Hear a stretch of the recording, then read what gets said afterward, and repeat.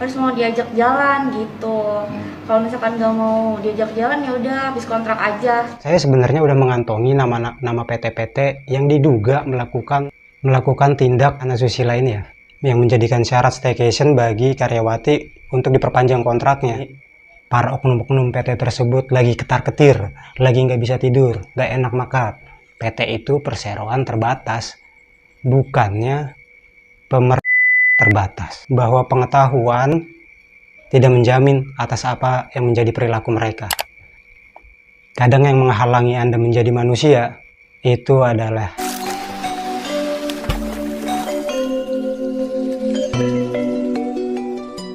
Halo, Assalamualaikum warahmatullahi wabarakatuh. Kembali lagi dengan saya Prasangi di channel Prasangi Story. Bahasan video kali ini di ikan sepat, dan ikan sebuah pendapat.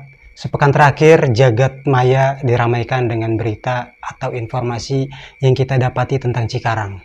Viral ke nasional. Tapi sayangnya bukan berita yang positif, melainkan tentang Cikarang yang berunsur negatif. Jadi kurang lebih berita yang menghebohkan Cikarang dan nasional ini tentang dugaan syarat staycation bagi karyawati yang ingin memperpanjang kontraknya ataupun ingin diangkat ke jenjang selanjutnya. Awal mula berita ini sebenarnya di awal Mei ini ya, dimana pada momen Hari Buruh Internasional yaitu May Day, Bapak John Sitorus yang kita kenal sebagai loyalis Bapak Presiden Joko Widodo memblow up persoalan ini atau berita ini di media sosial, tepatnya di Twitter. Twitternya rame, yang isinya seperti ini. Banyak yang up soal perpanjangan kontrak di perusahaan area Cikarang. Ada oknum atasan perusahaan yang mensyaratkan harus staycation bersama karyawati agar mendapatkan perpanjangan kontrak. Yang mengerikan, ini ternyata sudah rahasia umum. Perusahaan dan hampir semua karyawan tahu. Emot nangis.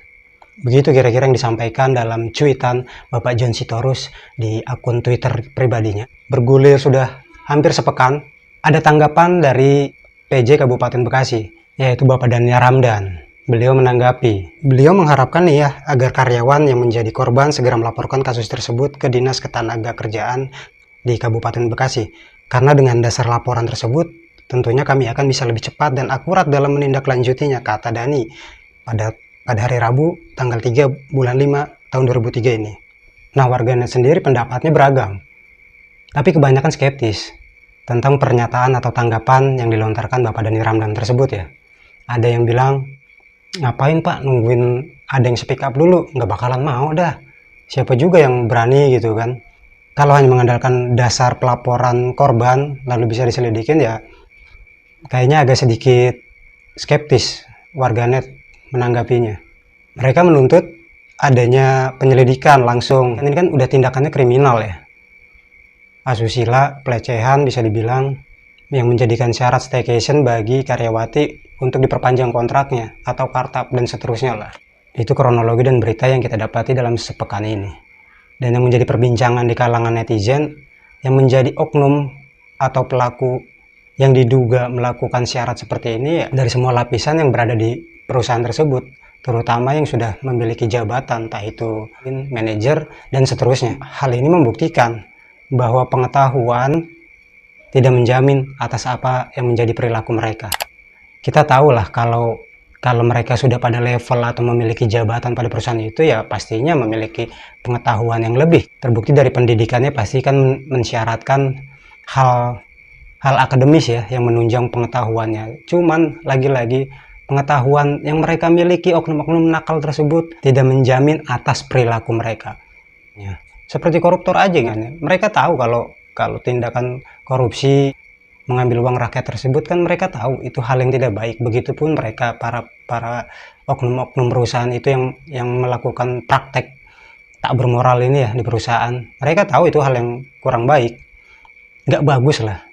Tapi apa menjamin perilaku mereka nggak bisa menahan hal tersebut? Kayak juga kan. Saya sebenarnya udah mengantongi nama PT-PT yang diduga melakukan tindak asusila ini ya.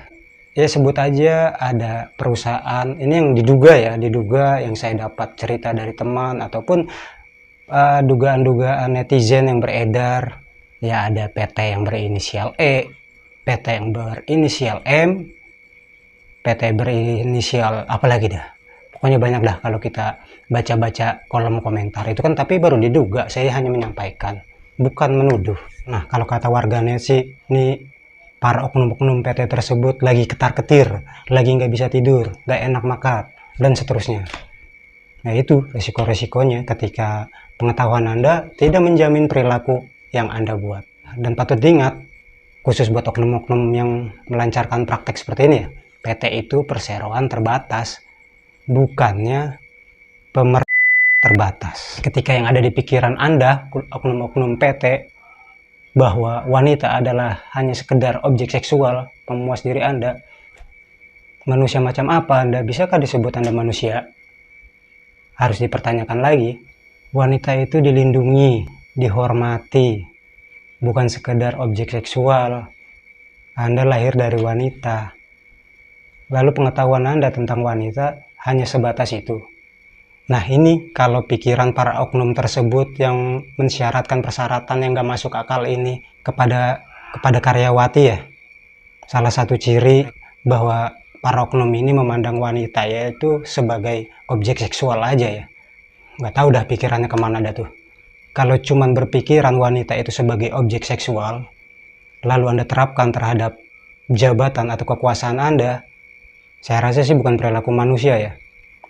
Kadang yang menghalangi Anda menjadi manusia itu adalah harta, ilmu, jabatan, itu menghalangi Anda menjadi manusia. Tolong pikir lagi dah. Anda tinggalkan hal-hal itu jika menganggap wanita dan para karyawan-karyawan atau karyawati sebagai manusia. Kembali ke hati nurani agar praktek-praktek seperti ini nggak terulang lagi ya. Dan harus diusut tuntas.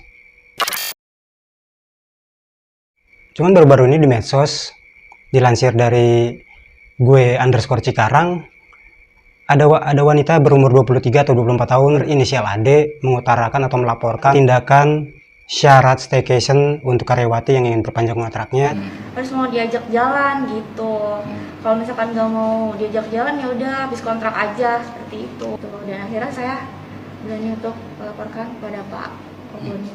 Cuman dari sikap laporan ini paling nggak membuka mata yang selama ini kita duga-duga ya memang benar adanya rahasia umum, terbukti dari pelaporan yang sudah ada dari wanita berinisial AD ini. Harapannya sih warganet meminta ya ditindaklanjuti dengan serius karena ini benar-benar perilaku yang tak bermoral. Bayangin ya gitu ya, kalau kejadian ini kan kita banyak keluarga, memiliki keluarga, saudara, kerabat yang bergender wanita. Gimana jadinya kalau dalam posisi tersebut? Niat ingin mencari nafkah benar-benar dengan berbagai upaya. Kalau dengar berita begini ya jadi balik lagi kita flashback. Kenapa persyaratan masuk perusahaan yang ada di Cikarang itu lebih memudahkan para gender wanita? Apakah ada kepentingan di baliknya? Juga kan kalau kita tengok persyaratannya juga kan harus good looking, berpenampilan menarik. Ya emang dipikir orang nggak good looking atau mohon maaf jelek gitu emang nggak butuh makan, ya butuh pekerjaan juga lah. Mengkaitkan good looking dalam persyaratan pekerjaan dan ternyata menjadi rahasia umum. Jadi kan kita berasumsi mengait-ngaitkan para netizen, mengait-ngaitkan tentang syarat formal yang harus good looking itu menjadi inilah yang paham aja lah. Kan kita jadi berasumsi gitu kan. Sebenarnya kalau diurai masih banyak ya persoalan atau problematika menyangkut sistem PT, entah itu tentang perekrutannya, sistem di dalamnya. Sebenarnya banyak PR yang harus ditindaklanjuti dengan serius oleh Disnaker ya. Mungkin adanya revolusi besar-besaran tentang adanya sistem yang dibuat oleh Disnaker tentang perlindungan hak karyawan agar hal-hal seperti ini nggak kejadian di masa yang akan datang. Selamat berketar-ketir bagi Anda oknum-oknum PT yang terlibat.